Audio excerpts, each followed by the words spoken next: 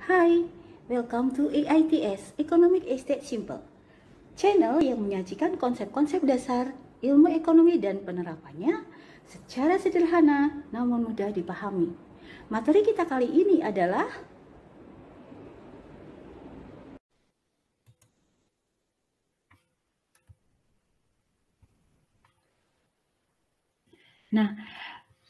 perilaku konsumen dengan pendekatan kurva indifference. Pendekatan kurva indifference disebut juga dengan pendekatan ordinal. Pendekatan ini bertitik tolak dari anggapan bahwa kepuasan konsumen dari mengkonsumsi barang atau jasa tidak dapat dikuantitatifkan, tidak dapat dinyatakan dalam angka. Namun demikian, kepuasan dapat dinyatakan lebih tinggi atau lebih rendah, atau dapat diurutkan gitu, tanpa menyebutkan seberapa lebih tinggi atau seberapa lebih rendah. Nah, ini sebabnya kenapa disebut sebagai pendekatan ordinal. Karena dapat di-ranking, karena dapat diurutkan. A lebih tinggi daripada B, B lebih tinggi daripada C, kepuasan A memberikan kepuasan lebih tinggi dibandingkan B, B memberikan kepuasan lebih tinggi daripada C, begitu seterusnya. Jadi dapat diurutkan. Tanpa menyatakan seberapa lebih tinggi atau seberapa lebih rendah. Jadi ini maksudnya bahwa kepuasan itu dapat diurutkan lebih tinggi atau lebih rendah, namun kita tidak bisa mengatakan bahwa kepuasan dari mengkonsumsi A itu 2 kalinya kepuasan dari mengkonsumsi B. Kepuasan dari mengkonsumsi B itu 3 kalinya dari kepuasan mengkonsumsi C. Jadi tidak bisa dinyatakan lebih tinggi atau lebih rendah. Jadi kalau gambar di samping ini menunjukkan urutan, ya. Gambar di samping ini menunjukkan urutan, yakni urutan 1, 2, 3. Ini ranking. Urutan 1, urutan 2, urutan 3. Nah, ini tidak berarti bahwa misalnya nilai A, nilainya yang urutan pertama ini 10. Nilai yang urutan B itu 5. Itu tidak berarti bahwa prestasinya yang menempati urutan pertama ini 2 kalinya yang menempati urutan kedua. Meskipun kita tahu bahwa urutan pertama ini nilainya 10, urutan kedua ini nilainya 5. Jadi sekali lagi itu hanya menunjukkan bahwa urutan pertama ini memiliki prestasi yang lebih tinggi dibandingkan yang menempati urutan kedua. Kita tidak bisa menyatakan bahwa prestasinya urutan yang pertama ini 2 kalinya yang menempati urutan kedua. Jadi itu maksudnya tidak bisa dinyatakan seberapa lebih tinggi atau seberapa lebih rendah. Nah, kemudian pada asumsi. Ada beberapa asumsi yang digunakan di dalam pendekatan kurva indifference. Yang pertama, hanya ada 2 macam barang, misalnya barang X dan barang Y. 2, konsumen memiliki pola preferensi akan barang, misalnya barang X dan Y, yang dapat dinyatakan di dalam indifference map atau kumpulan kurva indifference. 3, konsumen memiliki sejumlah anggaran tertentu. Dan 4, konsumen berusaha untuk memaksimumkan kepuasannya. Kembali pada asumsi yang kedua, konsumen memiliki pola preferensi akan barang X dan Y yang dapat dinyatakan di dalam indifference map, di mana indifference map itu merupakan kumpulan dari kurva indifference. Nah, kurva indifference itu apa? Kurva indifference adalah kurva yang menunjukkan semua atau berbagai kombinasi dari X dan Y dari barang atau jasa yang memberikan tingkat kepuasan yang sama bagi seseorang. Nah, ambil saja contoh di sini, ada tabel, katakanlah ini keranjang, ada keranjang A, B, C, D, E, dan F. Pada setiap keranjang, ini ada tersimpan di dalamnya atau ada kombinasi barang X dan barang Y. Yang mana di dalam keranjang A itu kombinasi 20X dan 30Y. Keranjang B itu terdiri dari 10X, 50Y, keranjang E itu ada 10X dan 20Y. Nah, kombinasi dari X dan Y ini akan memberikan tingkat kepuasan tertentu bagi konsumen atau bagi seseorang. Kemudian dari grafik, dari tabel ini kita transformasikan dalam bentuk grafik di samping. Keranjang A terdiri dari 20X dan 30Y. Nih, A. 20X, 30Y. Keranjang B 10X, 50Y. Ini keranjang B. Keranjang C 40X, 20Y. Ini keranjang C. Nah, kemudian titik-titik itu kita hubungkan. Kita mendapatkan suatu kurva. Kurva inilah yang kita sebut sebagai kurva indifference. Ya, kurva inilah yang kita sebut sebagai kurva indifference. Nah, ketika kombinasi itu berada pada satu kurva, itu berarti bahwa meskipun kombinasinya berbeda, namun menghasilkan tingkat kepuasan yang sama. Kalau di sini kita melihat kombinasi A, kombinasi B, dan kombinasi C, ini berada pada satu kurva. Artinya apa? Artinya kombinasi A, B, dan C ini memberikan tingkat kepuasan yang sama bagi individu tersebut. Nah, kemudian selanjutnya kita coba untuk kombinasi atau keranjang D, di mana keranjang D ini ada 30X dan 40Y. 30X dan 40Y. Ini berada pada kurva indifference yang berbeda dengan kombinasi A, B, dan C. Artinya apa? Artinya bahwa kombinasi D ini memberikan tingkat kepuasan yang berbeda dengan kombinasi A, B, dan C. Nah, D ini terletak pada kurva indifference yang lebih tinggi. Karena berada pada kurva indifference yang lebih tinggi, ini juga mencerminkan bahwa kombinasi D ini memberikan kepuasan yang lebih tinggi dibandingkan kombinasi A, B, dan C. Kemudian ada kombinasi yang lain di sini, yaitu kombinasi E, yaitu terdiri dari 10X dan 40Y. Letaknya berada di bawah kombinasi kurva indifference A, B, dan C. Ini menunjukkan bahwa kombinasi E ini memberikan kepuasan yang lebih rendah dibandingkan A, B, dan C. Jadi A, B, dan C karena terletak pada satu kurva indifference, ini artinya bahwa A, B, dan C ini memberikan tingkat kepuasan yang sama. Di sini pada kurva indifference 2 ya. Nah, kemudian D terletak pada kurva indifference yang lebih tinggi dibandingkan kurva indifference 2 di mana A, B, dan C berada. Ini menunjukkan bahwa D ini memberikan kepuasan yang lebih tinggi. Jadi, semua kombinasi yang berada pada kurva indifference 3 ini memberikan kepuasan yang lebih tinggi dibandingkan semua kombinasi yang berada pada kurva indifference 2. Dan semua kombinasi yang berada pada kurva indifference 2 ini memberikan kepuasan yang lebih tinggi dibandingkan semua kombinasi yang berada pada kurva indifference 3. Nah, kemudian kalau kita pada asumsi yang keempat ini, konsumen itu memiliki tujuan untuk memaksimumkan kepuasan. Maka ketika dihadapkan pada indifference max semacam ini, yang ada kurva indifference 1, 2, dan 3. Mana yang paling diinginkan? Mana yang paling disukai? Nah, tentu saja yang paling disukai, yang paling diinginkan adalah kurva indifference 3 ini. Karena ini merupakan kurva indifference yang paling tinggi. Artinya, semua kombinasi yang berada pada kurva indifference 3 ini memberikan kepuasan yang paling tinggi dibandingkan kombinasi yang berada pada kurva indifference 2 maupun kurva indifference 1. Nah, namun persoalannya adalah apakah konsumen itu memiliki anggaran yang cukup untuk memilih kombinasi-kombinasi yang berada pada kurva indifference 3 ini? Mengapa? Karena konsumen hanya memiliki sejumlah anggaran tertentu.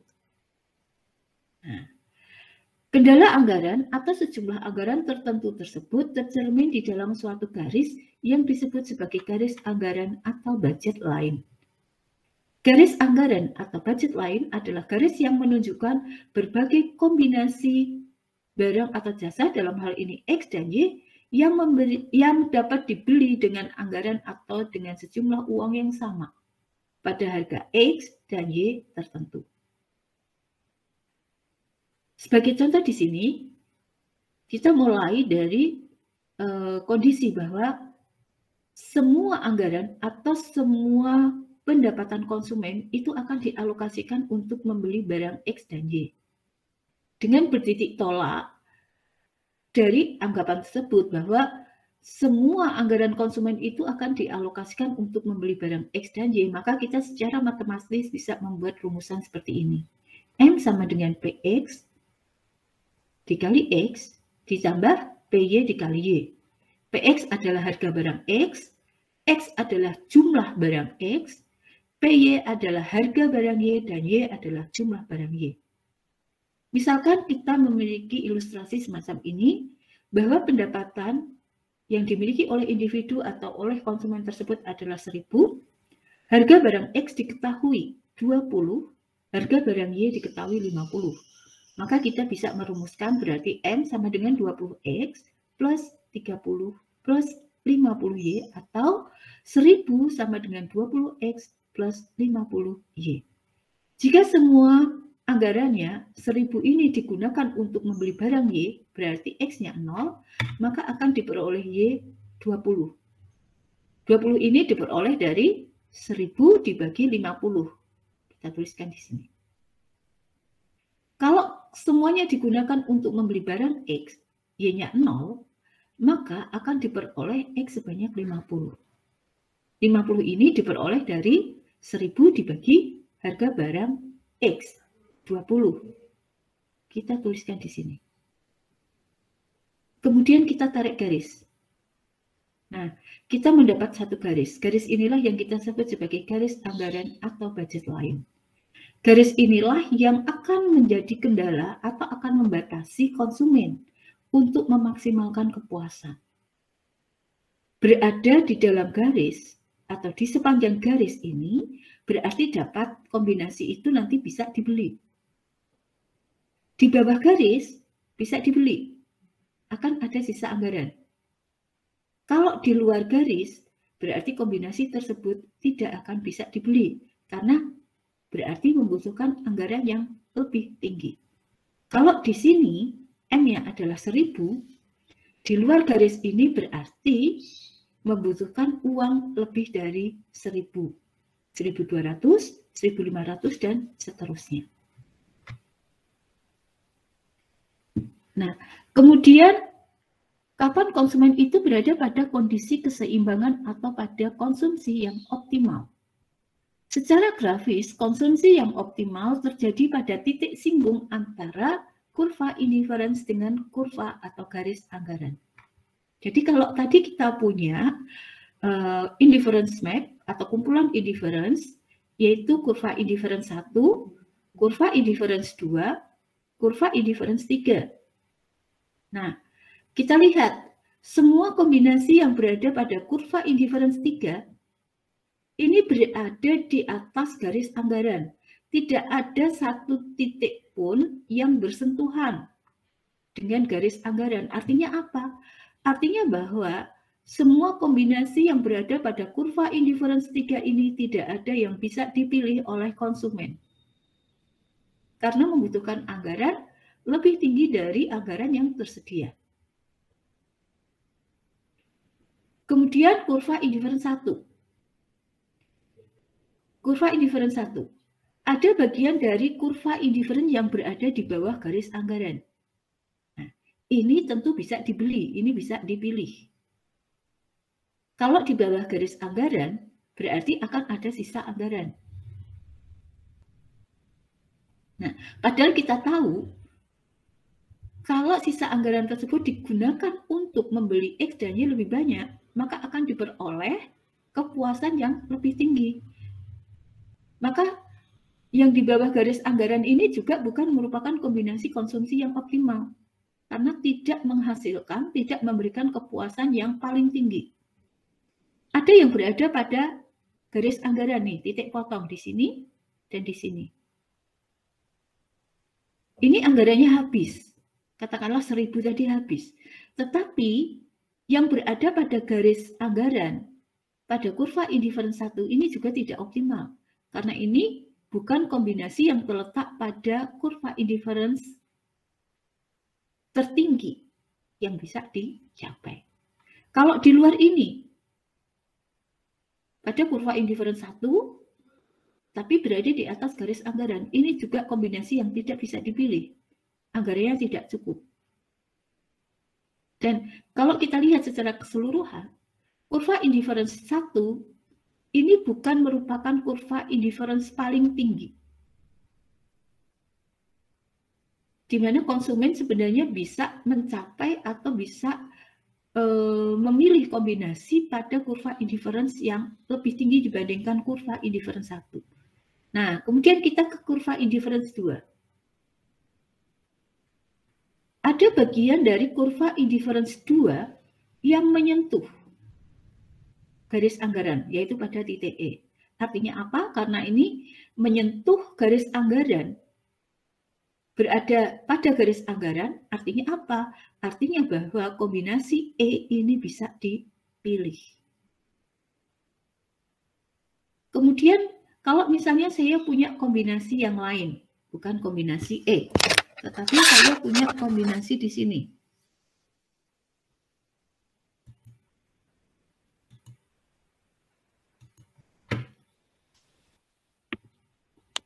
Pada kombinasi A atau kombinasi B. Bagaimana? Nah, pada kombinasi A dan kombinasi B, ini memberikan tingkat kepuasan yang sama dengan kombinasi E. Tetapi kombinasi A dan kombinasi B itu berada di luar garis anggaran. Artinya apa? Artinya membutuhkan anggaran yang lebih tinggi.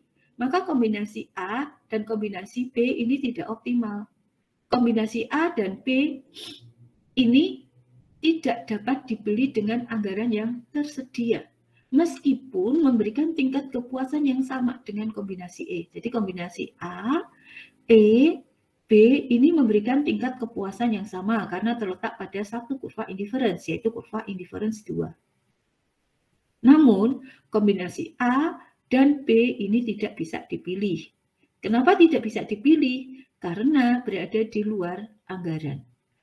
Membutuhkan anggaran yang lebih tinggi dibandingkan anggaran yang tersedia. Nah, yang bisa dipilih hanyalah pada titik singgung. Nah, karena pada titik singgung ini berarti bisa dipilih, anggarannya cukup. Dan kalau kita lihat di sini, kurva indifference 2 ini merupakan kurva indifference paling tinggi yang bisa dipilih dari antara kurva indifference 1, indifference 2, dan kurva indifference 3. Maka E ini merupakan kombinasi input, kombinasi konsumsi yang optimal. Ini adalah kombinasi X dan Y yang memberikan tingkat kepuasan maksimum. Kemudian mengenai efek substitusi dan efek pendapatan. Nah, kita akan mulai dari kondisi mula-mula seorang konsumen. Jadi misalnya, kondisi mula-mula seorang konsumen itu berada pada kondisi keseimbangan yang merupakan titik singgung antara kurva indifference 1 dan kurva budget line 1. Katakanlah pada titik E. Nah, kalau kita bertitik tolak dari contoh yang ada di dalam tabel ini, misalnya M, pendapatannya adalah 1.000, harga barang X 50, harga barang Y 50. Nah, maka berarti pada titik E1 ini, ini akan menghabiskan anggaran 1.000.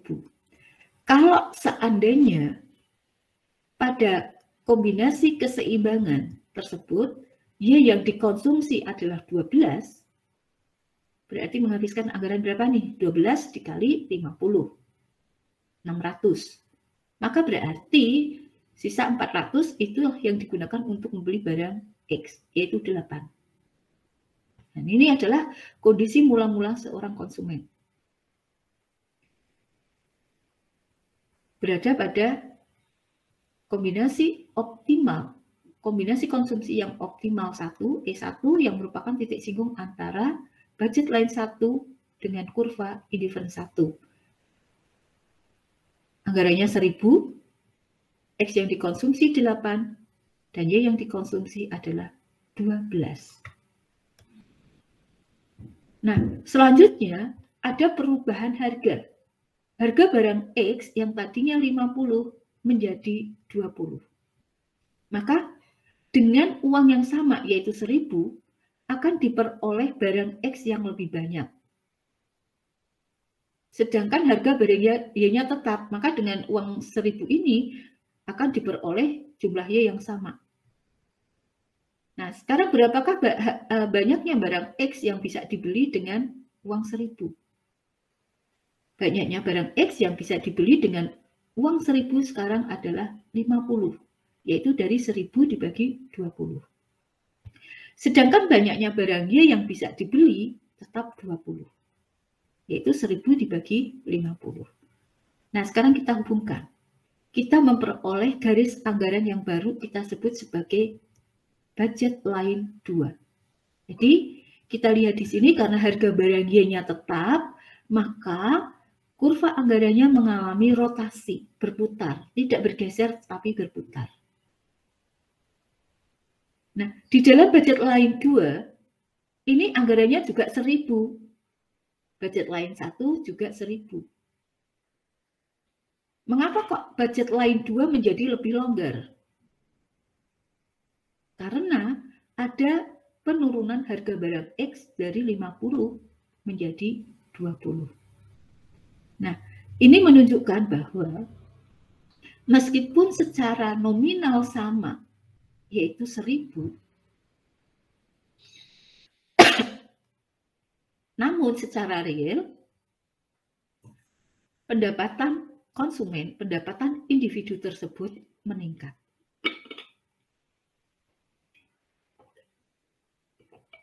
Jadi, penurunan harga barang X dari 50 menjadi 20 itu menyebabkan pendapatan real dari orang tersebut meningkat.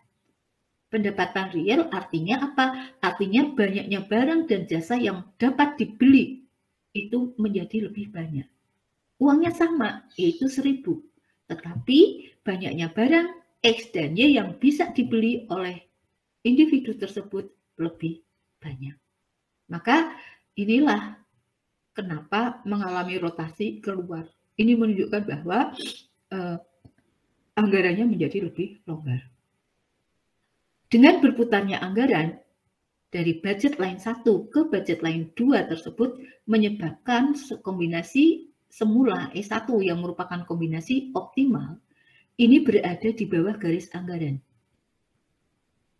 Artinya kombinasi E1 ini menjadi tidak optimal lagi. Konsumen itu seharusnya dapat meraih kurva indifference yang lebih tinggi dibandingkan kurva indifference 1. Nah, namun konsumen tidak langsung membelanjakan semua sisa anggaran karena penurunan harga tersebut. Mula-mula konsumen akan menggantikan barang yang harga relatifnya lebih tinggi ke barang yang harga relatifnya lebih murah. Dalam hal ini mula-mula akan menggantikan atau mengurangi Y untuk digantikan X yang mengalami penurunan harga. Nah, kita membuat garis, bantu ini, budget line, yang sejajar dengan budget line 1. yang sejajar dengan budget lain 2 maksud saya. Namun menyentuh kurva indifference 1. Ini kita dapatkan garis yang dash yang strip-strip ini. Menyentuh kurva indifference 1. Yaitu pada titik E1 aksen. Nah, pada titik E1 aksen ini kita lihat bahwa konsumen mengurangi konsumsi Y, namun menambah konsumsi X. Katakanlah sekarang konsumsi X-nya menjadi 12.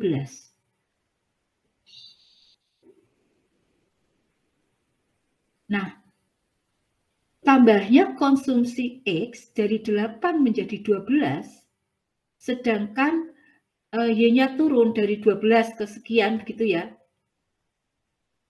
Bisa dihitung sendiri, ini 12 berarti 12 kali 20. 240. Nah, sisanya digunakan untuk beli barang Y-nya masih di sini, katakanlah Y-nya 8 begitu, maka akan ada sisa anggaran kan. 8 kali 50, 400. 400 ditambah 240. Nah, hanya menghabiskan anggaran 640. Padahal anggaran yang dimiliki oleh konsumen itu 1000. Ada sisa anggaran. Seperti ini. Ya. Nah, bertambahnya 8 dari 12, inilah kita sebut sebagai efek substitusi.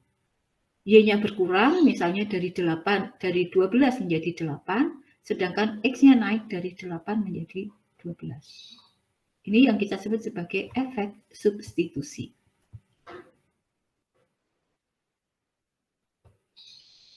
Nah, selanjutnya bahwa ketika konsumen itu mengurangi konsumsi Y, katakanlah dari 12 menjadi 8, dan menambah konsumsi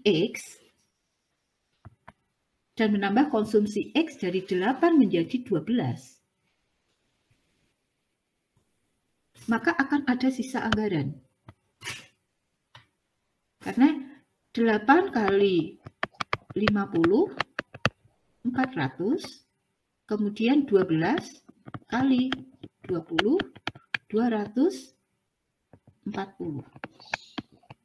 Pada konsumsi E1, ini hanya menghabiskan anggaran 640.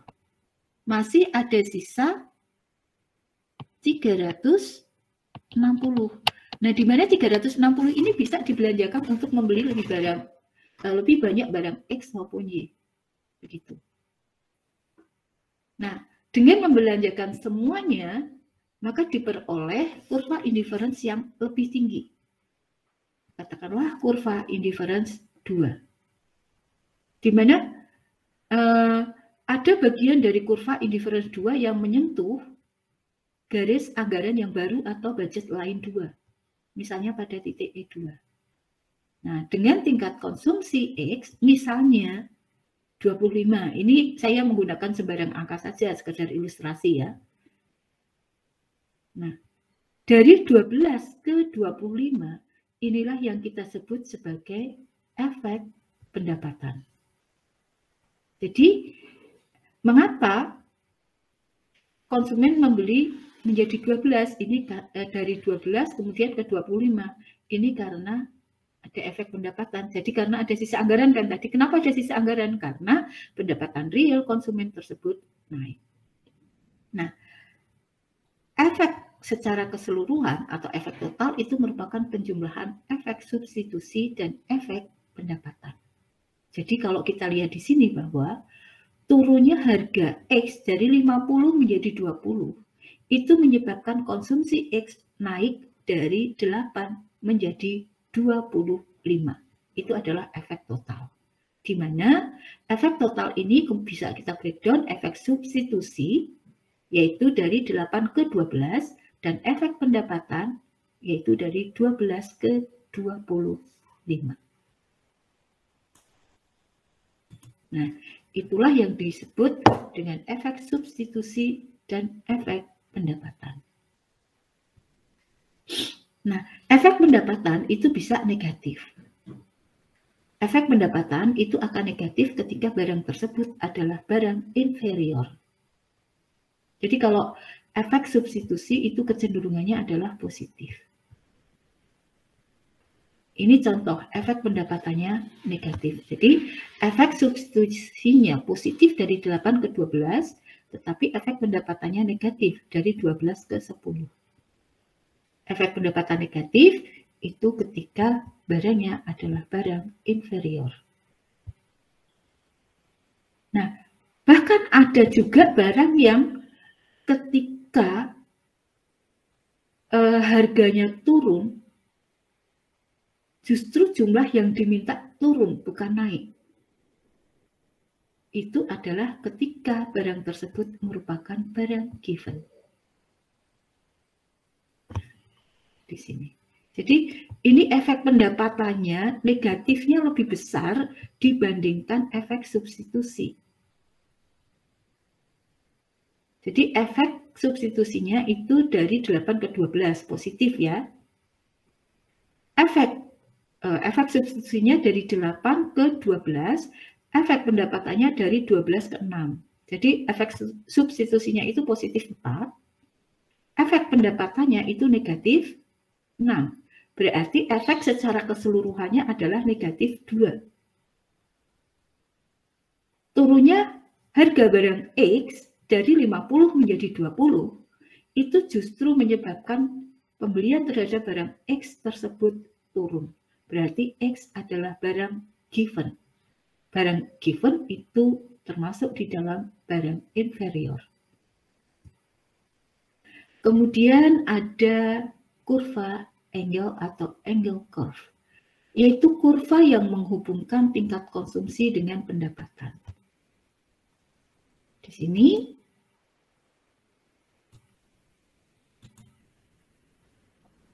sumbu vertikal adalah pendapatan, sumbu horizontal adalah banyaknya barang yang dikonsumsi. Nah, bisa kita lihat di sini ketika pendapatan naik, maka banyaknya barang yang dikonsumsi naik. Pada tingkat pendapatan Y1 yang dikonsumsi Q1. Pada pendapatan Y2 yang dikonsumsi Q2. Pada pendapatan Y3 yang dikonsumsi adalah Q3. Ini kita hubungkan. Kita mendapatkan suatu kurva yang disebut dengan kurva angle. Nah, kurva angle itu tidak selalu linear, tetapi bisa backward. Berbalik ya. Jadi mula-mula pada saat tingkat pendapatannya rendah, semakin tinggi pendapatan seseorang, maka konsumsi akan barang tersebut naik. Nah, barang tersebut adalah barang normal. Kurva angle-nya itu memiliki slope positif. Nah, tetapi ketika pendapatannya sudah tinggi, katakanlah sangat tinggi, semakin tinggi pendapatan justru konsumsi akan barang tersebut semakin menurun. Orang akan menggantikan dengan barang yang dianggap kualitasnya lebih bagus. Berarti barang tersebut pada tingkat pendapatan yang tinggi sudah menjadi barang inferior. Jadi pada tingkat pendapatan yang rendah, barang itu barang normal, tapi ketika pendapatannya sudah tinggi, barang tersebut menjadi barang inferior. Maka kurva angle-nya itu backward, berbalik, berbelok. Nah, kemudian kita akan menurunkan kurva permintaan. Jadi kita akan menurunkan kurva permintaan dari price consumption curve. Jadi di sini nanti akan kelihatan mengapa kurva permintaan itu memiliki slope negatif. Kenapa pada harga tinggi jumlah yang diminta sedikit dan pada harga rendah jumlah yang diminta banyak. Nah, kita mulai dengan menggambar kondisi mula-mula. Ada dua gambar ya. Yang bagian atas adalah menggambarkan keseimbangan konsumen. Sumbu vertikal adalah Y, sumbu horizontal adalah X, ini adalah titik 0. Kemudian Yang di bawahnya, panel di bawahnya, gambar di bawahnya adalah kurva permintaan terhadap barang X. Maka ini kalau diturunkan di sini X. Oh, dan harga barang X. Kita bertitik tolak dari contoh tadi ilustrasi M adalah 1000. Kemudian harga barang X mula-mula adalah 50. Harga barang Y mula-mula 50. Nah, dari sini kita bisa mendapatkan garis anggaran. Kalau semuanya digunakan untuk membeli barang X, maka akan diperoleh X20. Kalau semuanya digunakan untuk membeli barang Y, maka akan diperoleh Y20. Ini adalah garis anggaran, sebut saja sebagai budget line 1.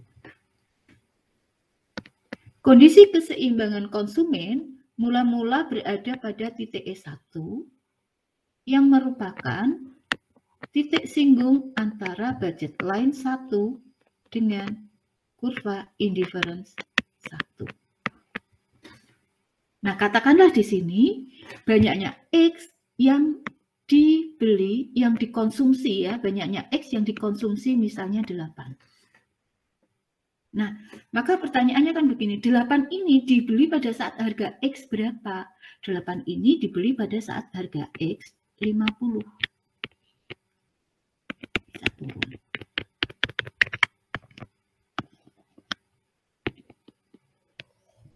Adalah titik A. Nah, jadi kondisi mula-mula seperti ini.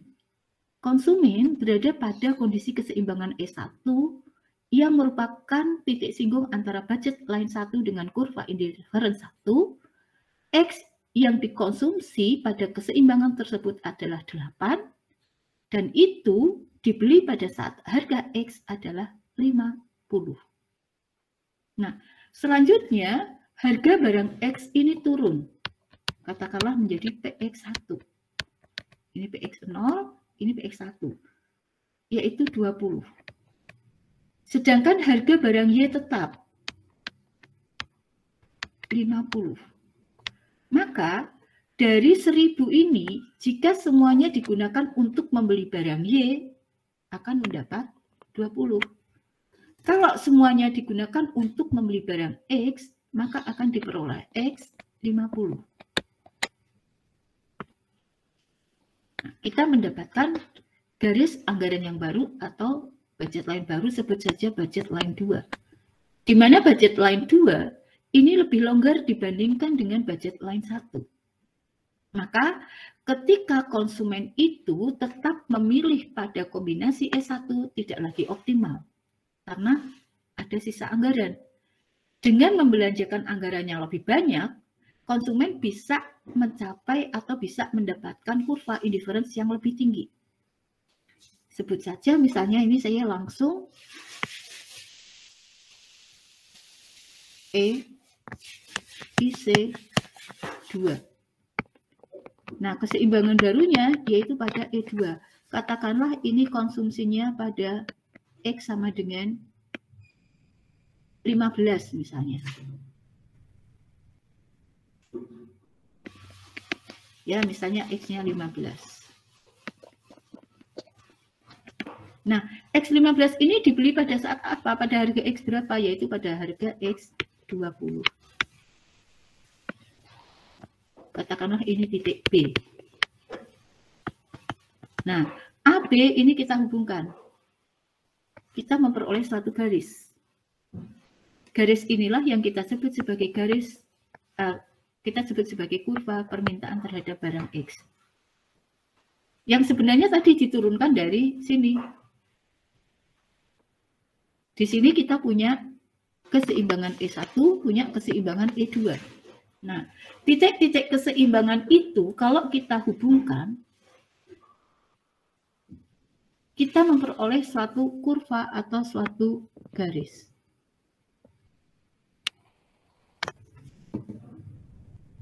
Yang warna hijau. Nah, garis inilah yang kita sebut sebagai price consumption curve atau PCC. Garis yang menghubungkan atau kurva yang menghubungkan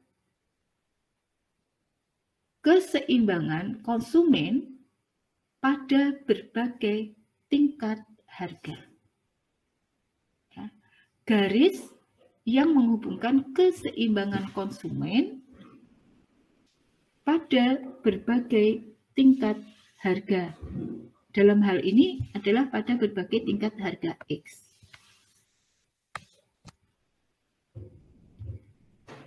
Nah, secara sederhana maka bisa kita baca begini.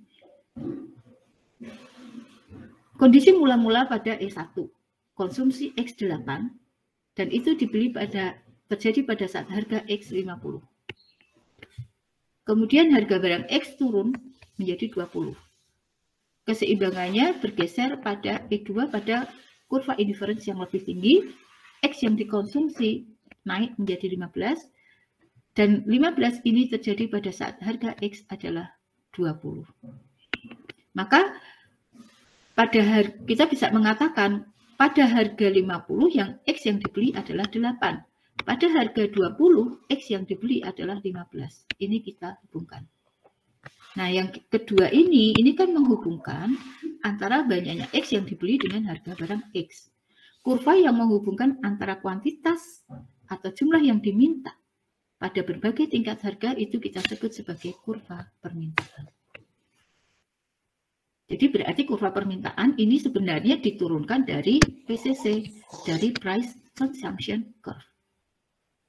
Nah, sekarang pertanyaannya adalah, mengapa membeli lebih sedikit pada harga tinggi dan membeli lebih banyak pada harga rendah? Karena perubahan harga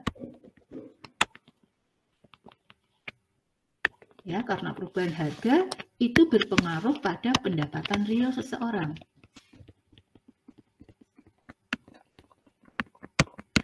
Harga rendah atau turunnya harga ini menyebabkan pendapatan real seseorang tinggi atau naik. Yang artinya apa? Artinya daya belinya naik. Kalau daya belinya naik, artinya apa? Artinya kan mampu membeli barang atau jasa dalam jumlah yang lebih banyak. Semakin banyak barang atau jasa yang bisa diperoleh, hal tersebut akan meningkatkan kepuasan. Dan kita bertitik tolak dari asumsi bahwa tujuan konsumen adalah memaksimalkan kepuasannya. Maka kalau harganya rendah, daya belinya naik, konsumen akan membeli lebih banyak barang untuk meningkatkan kepuasannya. Sebaliknya, ketika harga tinggi, maka pendapatan realnya rendah atau pendapatan realnya turun. Daya belinya turun. Barang dan jasa yang bisa diperoleh lebih sedikit. Seperti itu. Jelas ya? Inilah bagaimana kita menurunkan kurva permintaan dari PCC atau dari Price Consumption Curve. Mengapa membeli lebih sedikit pada harga tinggi dan lebih banyak pada harga rendah? Karena perubahan harga ini berpengaruh terhadap pendapatan real. Harga rendah, pendapatan realnya naik, tinggi. Mampu membeli barang lebih banyak. Harga tinggi, pendapatan realnya rendah. Kemampuan untuk membeli barang rendah. Nah, kemudian saya tambahkan lagi mengenai income consumption curve. Income consumption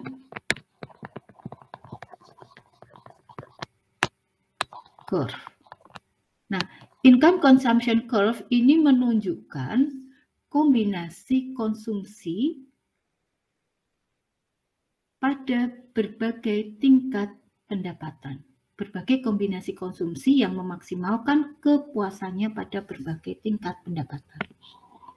Misalnya nih, sumber vertikal adalah Y sumbu horizontal adalah X, kemudian titik 0. Pada budget line 1, ini katakanlah pendapatan seseorang 1.000. Nah, pada pendapatan 1.000 tersebut, kepuasan maksimum dicapai pada titik E1 yang merupakan titik singgung antara IC1 dengan budget line 1. Katakanlah X1, Y1 kombinasinya. Nah, lalu gajinya naik, pendapatannya naik menjadi budget line 2, katakanlah 2.000. Nah, karena pendapatannya naik, maka kemampuan untuk membeli barang dan jasa juga naik. Konsumen tersebut dapat memilih atau bisa mencapai kurva indifference yang lebih tinggi, katakanlah pada IC2. Kombinasi konsumsinya adalah pada E2, katakanlah kombinasi X2 dan Y2. Pendapatannya naik lagi, 6.000. Kepuasannya naik. Tercermin dia bisa mencapai kurva indifference yang lebih tinggi, misalnya kurva indifference 3, keseimbangan barunya pada E3 misalnya, dengan kombinasi konsumsi X3 dan Y3. Nah, berbagai keseimbangan titik-titik keseimbangan konsumen pada berbagai tingkat pendapatan ini kita hubungkan. Kita memperoleh suatu garis. Nah, garis inilah yang kita sebut sebagai income consumption curve atau ICC. Nah, teman-teman, ini kadang-kadang rancu dengan angle curve ya. Kalau angle curve itu banyak X yang dibeli pada berbagai tingkat pendapatan. Sumbu vertikal adalah pendapatan. Ya. Atau katakanlah income. Kemudian sumbu horizontal adalah banyaknya X. Pada pendapatan I1, X yang dibeli adalah X1. Pada pendapatan I2, X yang dibeli adalah X2. Pada pendapatan X3, X yang dibeli adalah X3. Nah, kalau kurva ini kita hubungkan, kita dapat garis. Ini disebut dengan kurva angle. Beda ya.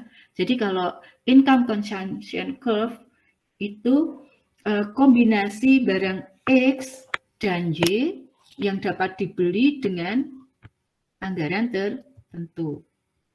Nah, kalau kurva angle itu adalah banyaknya X yang dapat dibeli dengan pendapatan atau anggaran tertentu.